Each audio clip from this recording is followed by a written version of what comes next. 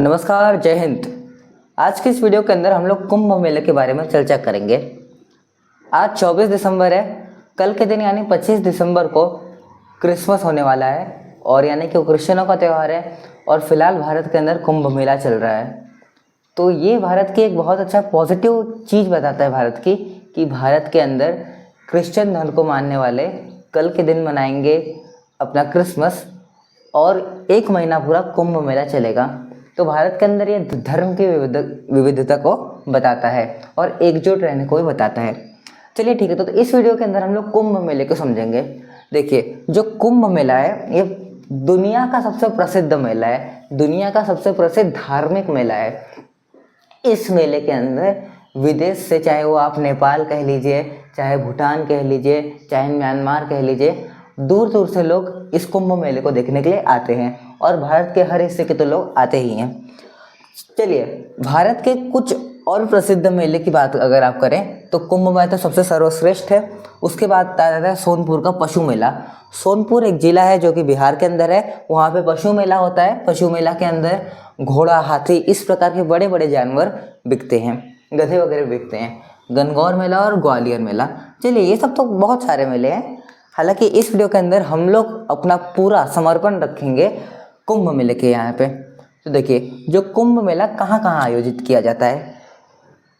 ये कुंभ मेला प्रयागराज के त्रिवेणी संगम में सबसे पहले आयोजित किया जाता है। देखिए, त्रिवेणी संगम वो जगह है जहाँ पे गंगा, यमुना और सरस्वती, ये तीन नदियाँ मिलती है। हिंदू धर्म का बहुत ज़्यादा पवित्र स्थल है त्रिवेणी संगम। उसके बाद आता है गंगा के तट पर हरिद्वार में मनाया जाता है। गोदावरी नदी के तट पर नासिक में मनाया जाता है। नासिक मुंबई के पास लगभग 300 किलोमीटर के आसपास है, नासिक मुंबई से। और गोदावरी नदी जो है ये दक्षिण की गंगा मानी जाती है। The Ganga of south is known as Godavari. Okay. और चौथा जो जगह है वो है शिप्रा नदी के तट पर उज्जैन में। उज्जैन मध्य प्रदेश के अंदर है। वहाँ पर शिप्रा नदी के तट पर इस मेले का आयोजन किया जाता है। देखिए, जो कुंभ मेला है, अगर आप पूरे कुंभ की बात करें, मतलब महाकुंभ की, तो वो हर 12 वर्षों के अंदर होता है। इस साल जो होता है वो महाकुंभ है, वो 12 वर्षों के बाद हो रहा है। हर 6 वर्षों के बाद जो कुंभ होता है वो होता है अर्ध कुंभ। ये प्रयागराज और हरिद्वार में मनाया जाता है।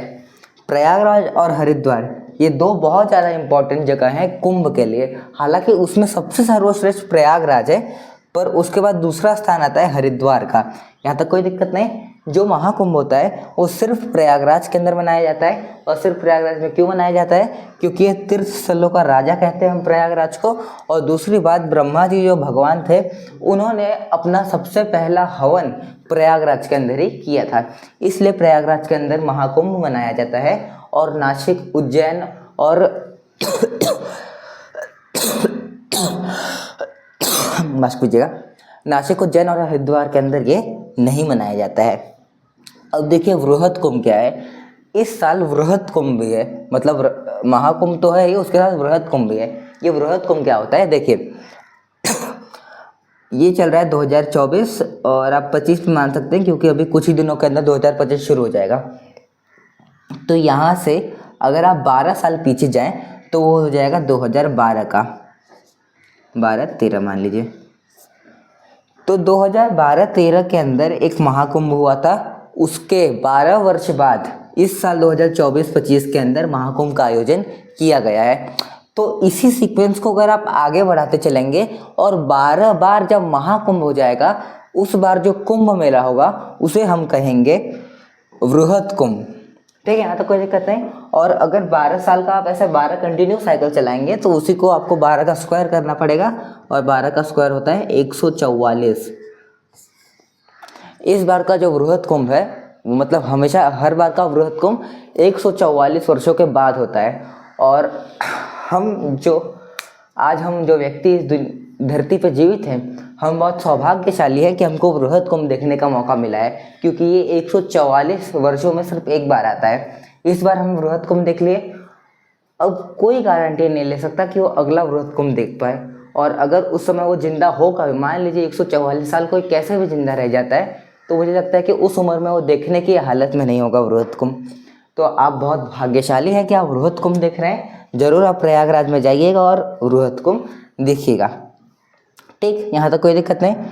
देखिए, जो हमारा महाकुंभ है ना, मतलब जो कुंभ मेला है, उसका धार्मिक ग्रंथों में नाम कुछ दूसरा लिखा है। दूसरा आप उसे माघ मेला कह सकते हैं या प्रयाग स्नान कह सकते हैं। प्रयाग स्नान तो बेसिकली प्रयागराज की जगह पे यूज़ किया जाएगा, पर जो माघ मेला है वो हर जगह के मेलों के लिए यूज़ किया जाएगा, चाहे वो नासिक का हो, चाहे वो उज्जैन का हो, चाहे वो हरिद्वार का हो, और प्रयागराज के लिए तो प्रयाग स्नान आप कह सकते हैं।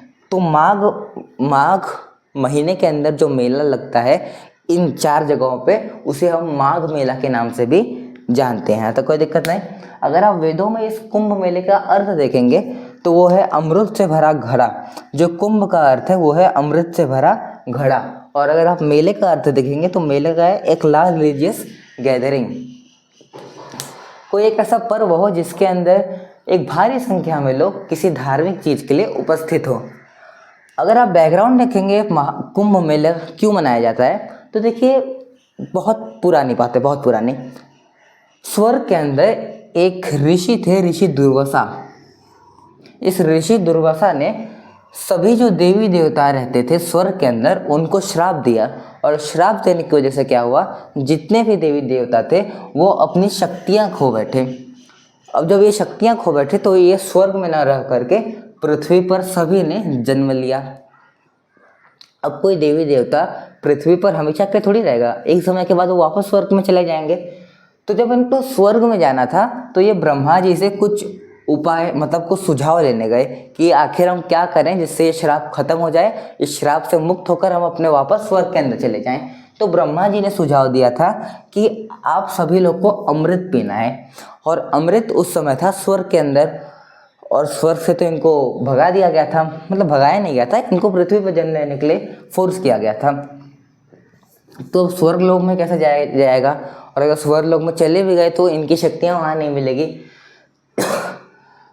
तो जितने भी देवी देवता थे उन्होंने असुरों के साथ मिलकर, असुर यानी कि राक्षस, तो देवी देवता और असुर मिलकर के वो जो अमृत रखा हुआ था उसको स्वर्ग में ढूंढने पड़े, बस उनको अमृत मिला ही नहीं। तो स्वर्ग के अंदर एक और उनको ब्रह्मा जी ने वापस उपाय दिया, सुझाव दिया कि समुद्र मंथन कीजिए, तो आप उस कलश में से, जो कलश निकलेगा उसमें से, उसके अंदर आपको अमृत मिल जाएगा। तो समुद्र मंथन किया गया। समुद्र मंथन करने के बाद जो है कि एक कलश निकला, उस कलश के अंदर था अमृत, और उस अमृत को सभी ने पिया। हालांकि इस अमृत को निकालने के दौरान क्या हुआ था कि 4 बूंदें अमृत की पृथ्वी पर गिरी थी, और वो 4 वही स्थल है जहाँ पे आज कुंभ मेला लगता है, प्रयागराज, नासिक, उज्जैन और हरिद्वार। अभी जो मैंने आपको कहा महाकुंभ 12 सालों में होता है, अर्ध कुंभ 6 सालों में होता है, और बृहद कुंभ तो छोड़िए 144 साल बाद होगा ये। तो हर साल ना इस दिसंबर के और जनवरी के स्टार्टिंग में एक माघ मेला होता है, माघ मेला। ये माघ मेला उन 4 जगहों पर होता है जहाँ पे ये अमृत की बूंदें गिरी थी। पहला है प्रयागराज, दूसरा है नासिक, तीसरा है उज्जैन और चौथा है हरिद्वार। तो भले यहाँ ये नासिक और उज्जैन में भले अर्धकुंभ या महाकुंभ या बृहद कुंभ नहीं होता है, पर वहाँ पे हर साल माघ मेला का आयोजन किया जाता है, यहाँ तक कोई दिक्कत नहीं। देखिए, ये जो क्रिया है, जो भगवान लोग समुद्र मंथन कर रहे थे, वो 12 दिनों तक चली थी, और ग्रंथों के हिसाब से स्वर्ग का एक दिन पृथ्वी के 1 साल के बराबर होता है। इसीलिए 12 दिन यानी कि हमारे यहाँ के 12 साल, तो इसीलिए हर 12 साल के अंदर एक महाकुंभ का आयोजन किया जाता है। हालांकि जो जुपिटर यानी बृहस्पति ग्रह होता है वो भी 12 साल के अंदर ही अपना एक रिवॉल्यूशन यानी कि सूर्य के पास अपना एक चक्कर लगा लेता है, यहाँ तक कोई दिक्कत नहीं। जिन जगहों पर कुंभ मेला लगा उन जगहों को नेशनल और इंटरनेशनल प्लेस घोषित की गई थी, नेशनल और इंटरनेशनल टूरिस्ट प्लेस, ठीक है। तो जब अंग्रेज सरकार थे उन्होंने 1868 के अंदर एक रिपोर्ट भी दी थी अपने वायसराय को कि कुंभ मेला इस जगह पर लगता है इलाहाबाद में, और यहाँ पे एक बहुत बड़ी भीड़ आती है पूरी जनता की। और उसी के बाद जो है वायसराय ने क्या किया, जिन जिन जगहों पर कुंभ मेला लगता था वहाँ पे उस जगह को नेशनल और इंटरनेशनल टूरिस्ट प्लेस बना दिया। इसको करने के बाद यानी कि एक उपलब्धि हो गई उस जगह के लिए। तो वहाँ के जो साधु वगैरह थे, वहाँ के जो धार्मिक व्यक्ति थे, वो इस चीज़ को लेकर के अंग्रेज़ों से खुश हुए। हालांकि अंग्रेज हमको खुश नहीं करना चाहते थे, उनका कुछ बेनिफिट था इस काम करने को। उनका फ़ायदा देखिए, उन्होंने इन जगहों के ऊपर टैक्स बढ़ा दिया।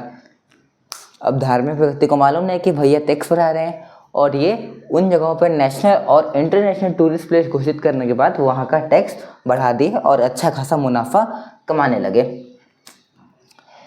इसी कुंभ मेले में प्रयागल कम्युनिटी का नेतृत्व मदन मोहन मालवीय करेंगे। अच्छा, जब प्रयागल कम्युनिटी क्या है,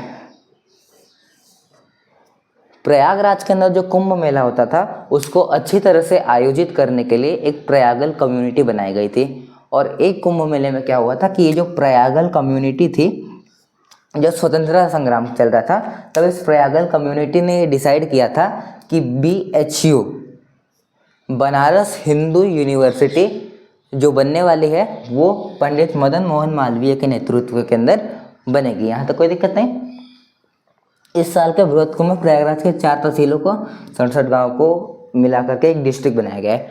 देखिए, इस साल का जो बृहद कुंभ होने वाला है, आप सभी जानते हैं 144 साल बाद हो रहा है, तो इस साल सभी का हर्ष और उल्लास 7वें आसमान पे होगा।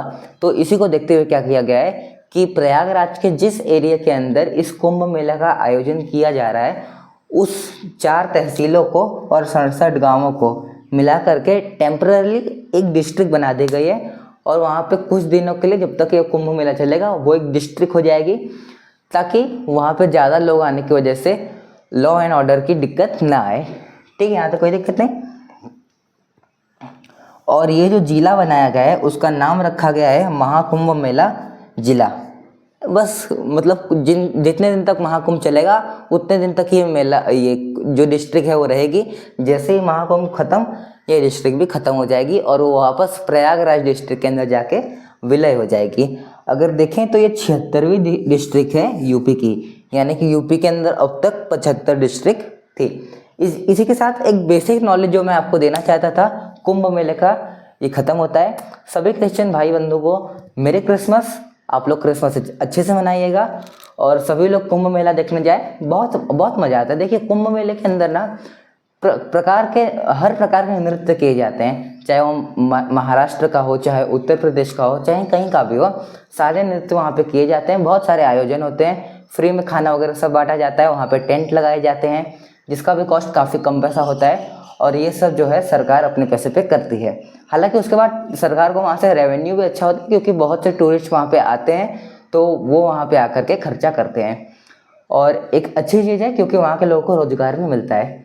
मिलेंगे अगली वीडियो के अंदर कोई नया टॉपिक लेके, तब तक के लिए जय हिंद।